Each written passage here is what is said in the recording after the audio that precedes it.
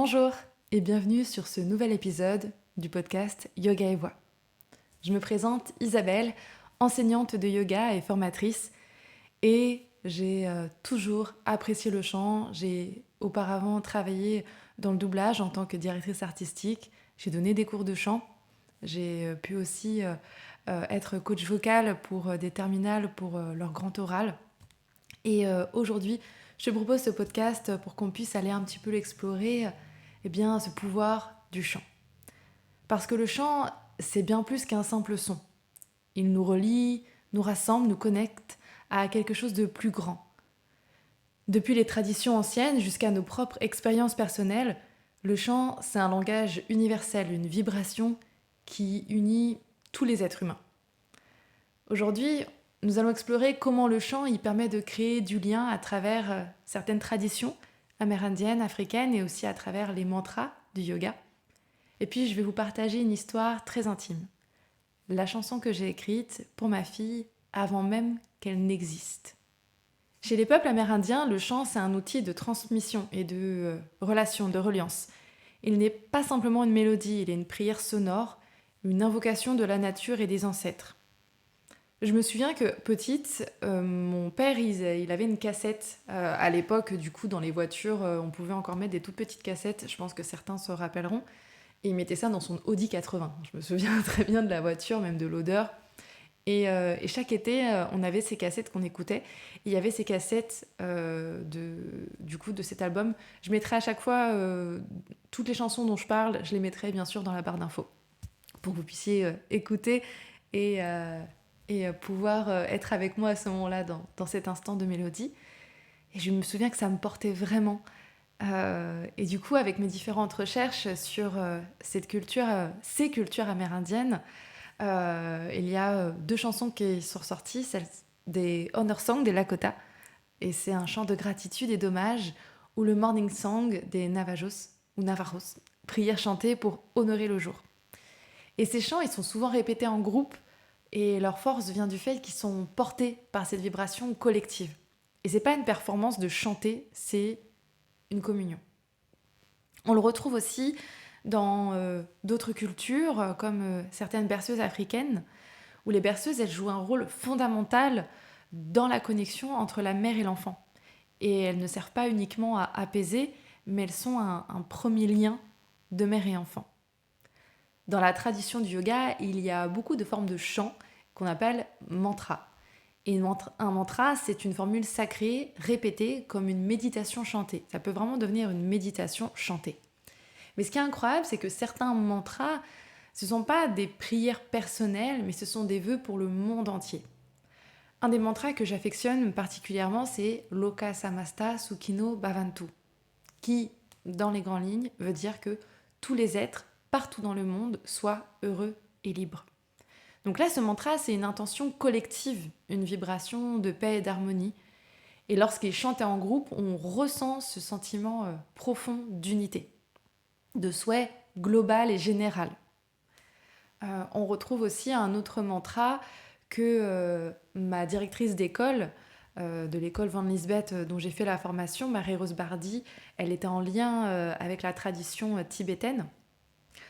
C'est un mantra, c'est le Om Mani Padme Hum. Et celui-là, c'est pour ouvrir son cœur aux autres. Quand on chante ces mantras ensemble dans un cours de yoga, comme ça l'était dans mon école ou dans une cérémonie ou même seul chez soi, on ressent alors cette connexion au-delà des mots. Et il n'y a pas besoin de comprendre la langue pour ressentir. Je chante assez régulièrement un mantra qui est en lien avec un cours. Donc quand je donne cours de yoga, j'aime bien terminer par un mantra. C'est pas obligatoire, mais si je vois qu'un mantra peut ponctuer vraiment dans la vibration ce que j'ai proposé avec les postures et les respirations, je vais le proposer. Et j'explique quand même, bien sûr, l'énergie du mantra, ce que ça veut dire avant de le chanter. Mais pourtant, quand je chante, c'est en sanskrit. Eh bien, ça touche quand même, parce qu'il y a cette vibration. Et ça nous arrive aussi quand on écoute plein d'autres chansons, qu'on comprenne ou pas la langue, que ce soit du coréen, du japonais, de l'anglais, de l'espagnol. On ressent l'émotion et la vibration. Donc c'est au-delà du langage et des mots. Tout ça, ça me fascine et ça me touche. Et un jour, sans vraiment y réfléchir, j'ai moi aussi utilisé le chant pour créer un lien, mais avec quelqu'un qui n'existait pas encore. Avant même qu'elle ne soit là et avant même de savoir si même elle viendrait un jour, j'ai écrit une chanson pour ma fille. Comme si une part de moi voulait déjà tisser un lien invisible, une sorte de fil d'amour que rien ne pourrait briser. Je me souviens, cette chanson-là, j'étais dans mon appartement, j'avais une vingtaine d'années, et je me suis réveillée dans la nuit avec ce besoin de me relier à ce potentiel bébé, à cette petite fille. Et j'ai pris ma guitare et naturellement une mélodie s'est présentée et des mots. Donc là, à ce moment-là, j'ai écrit en anglais. J'avais plus l'habitude de composer en anglais qu'en français. Et c'est venu. Et vraiment, c'est une berceuse qui était pour ma fille. Et je l'ai écrite 7 ans avant que je ne tombe enceinte d'elle et qu'elle naisse. Cette chanson-là, vraiment, c'était mon lien à elle dans l'énergie. Parce que ça m'est déjà arrivé qu'elle me pose la question, hein, qu'elle me dise, mais du coup, où est-ce que j'étais avant que je naisse? Où est-ce que j'étais? Et je lui ai dit, t'étais une énergie. Et je lui ai dit, t'étais une telle énergie, je savais que tu t'étais une énergie, puisque je me suis connectée à toi bien avant. Et je lui ai fait écouter, bien sûr, la chanson que je vous laisserai aussi écouter. Et dans cette berceuse, je lui dis que la vie est belle, qu'il ne faut pas qu'elle en fasse des cauchemars, que si elle ouvre la fenêtre, elle verra des belles choses. Donc chanter, c'est pas simplement produire des sons, c'est vibrer avec les autres, avec soi-même, et c'est partager un moment hors du temps. Quand on chante ensemble, que ce soit dans une chorale, dans une cérémonie ou même en famille, on entre en résonance. Et le chant, il est hyper important dans plein de cultures, dans certaines cérémonies, euh, dans d'autres moments, ne serait-ce que même le joyeux anniversaire, qui est une chanson. Donc ça symbolise beaucoup de choses. Et dans ces moments-là, on se retrouve tous. Les voix, elles se mélangent, les souffles s'harmonisent, et on ressent cette unité si particulière. Et c'est ce que les traditions anciennes, et c'est ce que les traditions anciennes avaient compris depuis toujours. Pourtant, combien d'entre nous, ils n'osent pas chanter?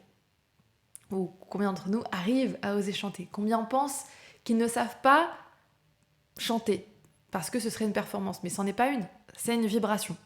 C'est une énergie qu'on offre, qu'on s'offre et qu'on partage. Alors cette semaine, moi je vous invite à expérimenter quelque chose. Prenez un moment pour chanter une chanson qui vous relie à quelqu'un. Une berceuse que vous fredonniez enfant, un mantra qui vous apaise ou même une chanson qui vous rappelle une personne chère. Et si vous le souhaitez, partagez-moi votre expérience.